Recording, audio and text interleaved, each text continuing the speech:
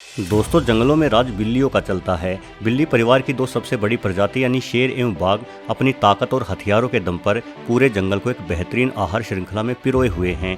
भारत के गिर और अफ्रीका के खुले मैदानी जंगलों में शेर अपनी शानदार रणनीति एवं सूझबूझ का प्रदर्शन करते हैं, तो वहीं दूसरी ओर भारत समेत कई दूसरे एशियाई देशों के घने वर्षावनों में बाघ अपनी ताकत एवं काबिलियत का दमखम दिखलाते हैं। खुले मैदानी जंगलों में घात लगाकर आगे बढ़ने के स्थान कम है, इसलिए यहाँ शिकार और भी ज्यादा मुश्किल हो जाता है। यही वजह है कि शेरों ने एक साथ समूह में रहना शुरू कर दिया ताकि एक साथ मिलकर शिकार को चारों ओर से घेरकर मारा जा सके। वहीं दूसरी ओर वर्षावनों में घनी झाड़ियों या पेड़ पौधों के बीच छुपकर आगे बढ़ना आसान होता है, इसलिए बाघों को एक साथ रहने की आवश्यकता नहीं पड़ती। अपने गद्देदार पंजों से बिना कोई आवाज किए आगे बढ़ता बाघ धीरे धीरे शिकार के बेहद नजदीक आ जाता है और झपटकर शिकार का काम तमाम कर डालता है। लेकिन क्या हो यदि अकेले शिकार करने की बजाय बाघ भी शेरों की भांति झुंड बनाकर रहने लगे और एक साथ मिलकर शिकार करने लगे? तो चलिए इसी संभावना को लेकर आज के वीडियो को शुरू करते हैं।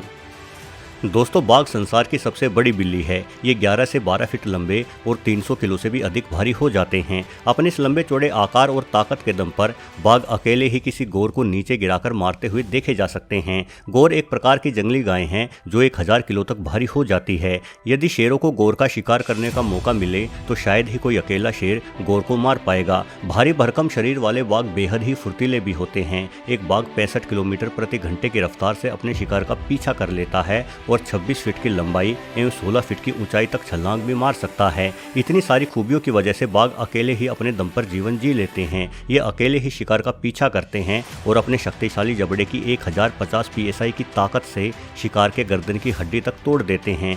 बाघ के 3 इंच से भी अधिक लंबे कैनाइन दांत शिकार की गर्दन में धंसकर शिकार की सांस की नली को काट डालने के लिए काफी होते हैं। किसी हिरन जैसे जानवर को तो बाघ अपनी एक ही बाइट से उसकी खोपड़ी तोड़कर मार देता है। वैसे बाघ ज्यादातर मौकों पर रात में शिकार करना पसंद करते हैं। ये घुप अंधेरी रातों में भी आसानी से शिकार को देख लेते हैं।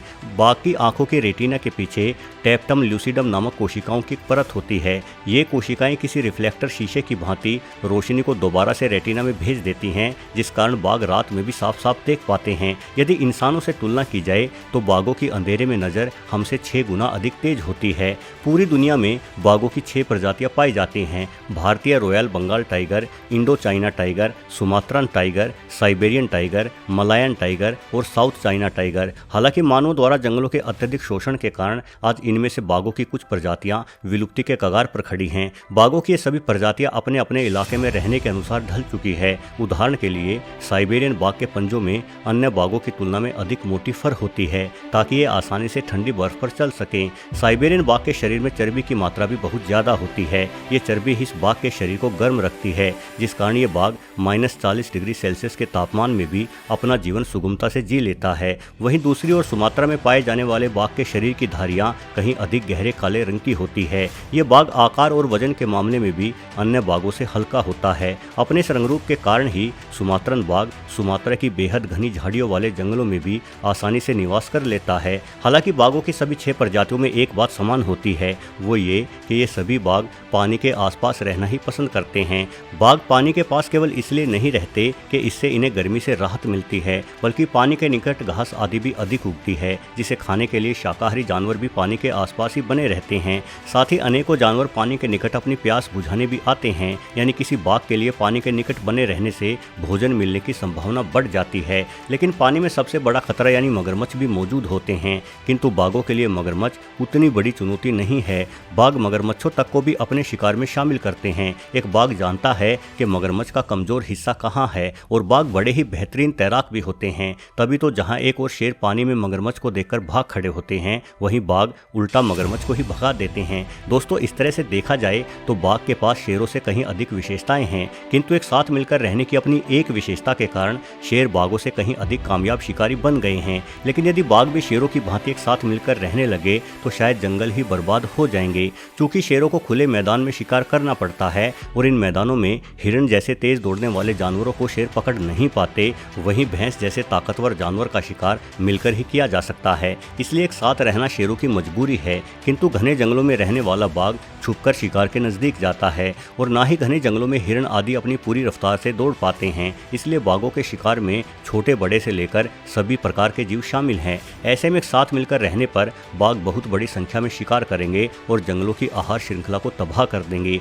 बाघ एक साथ मिलकर फिर भालू जैसे दूसरे शिकारियों का भी काम तमाम कर डालेंगे और जंगली कुत्तों या भेड़ियों आदि को भी जंगलों से विलुप्त कर देंगे। अभी तक बाघों के अकेले रहने से कई बार जंगली कुत्ते तक बाघ को खदेड़ देते हैं। वर्ष 2004 में भारत में 50 से अधिक जंगली कुत्तों ने एक साथ मिलकर बाघ पर हमला बोला और बाघ को मार डाला। लेकिन बाघ की ताकत को देखिए, मरने से पहले उस बाघ ने 18 जंगली कुत्तों को परलोक पहुंचा दिया था। एक अकेला बाघ ही यदि इतनी बड़ी संख्या में कुत्तों को मार सकता है तो साथ मिलकर रहने वाले बाघों का झुंड तो जंगल में दूसरे शिकारियों को ही खत्म कर देगा। बाघों के एक साथ रहने से गोर, नीलगाय और हिरणों जैसे शिकार होने वाले जानवरों पर तो मानो आफत का पहाड़ ही टूट पड़ेगा, क्योंकि एक अकेला बाघ जब शिकार करता है तो 20 प्रयासों में से केवल एक बार ही वो सफल हो पाता है। किंतु समूह में रहने के बाद बाघों की सफलता दर बढ़ जाएगी। फिर बाघ तेजी से शिकार करेंगे और अपनी संख्या बढ़ाएंगे और दूसरे जानवरों को जंगलों से नष्ट करना शुरू कर देंगे। आज बाघ इस प्रकार के इलाकों में रहते हैं जहां वो आसानी से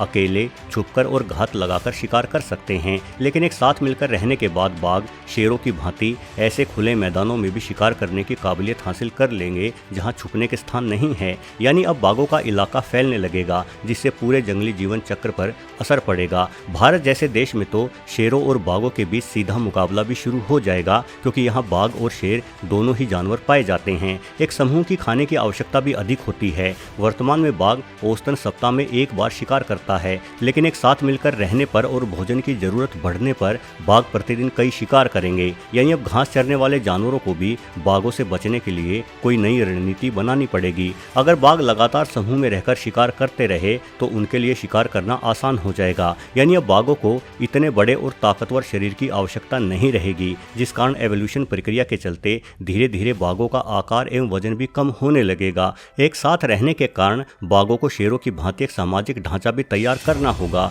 शेरों का समूह जब भी शिकार करता है तो सबसे पहले समूह का मुखिया शिकार को खाता है और उसके बाद ही अन्य शेरों की खाने की बारी आती है। बाघों को भी फिर इसी प्रकार की व्यवस्था में रहना होगा। शेरों की ही भांति फिर बाघ भी एक साथ समूह में मिलकर अपने इलाके की रक्षा करेंगे और एक साथ मिलकर ही लड़ाई करेंगे। झुंड में रहने की वजह से मादा बाघों को काफी सुविधा हो जाएगी, क्योंकि अभी तक मादा बाघ को अकेले ही शिकार करने और शावकों को पालने की जिम्मेदारी निभानी पड़ती है, जिस कारण मादा बाघ अपने बच्चों की बेहतरीन देखभाल नहीं कर पाती। अच्छी देखभाल न होने के कारण बाघों के 100 में से 80 शावक जन्म लेने के 1 साल के भीतर ही मर जाते हैं। लेकिन झुंड में रहने से बच्चे अधिक सुरक्षित होंगे और बेहतर देखभाल पाएंगे, जिस वजह से भी बाघों की संख्या तेजी से बढ़ना शुरू हो जाएगी। वैसे दोस्तों, बाघों को अपनी संख्या बढ़ाने के लिए और ना ही शिकार करने के लिए एक साथ रहने की जरूरत है। बाघ अकेले ही अपना जीवन जीकर खुश है। 19वीं शताब्दी की शुरुआत तक अकेले भारत में 1 लाख से अधिक बाघ थे, लेकिन आज भारत में बाघों की संख्या 3000 से भी कम है,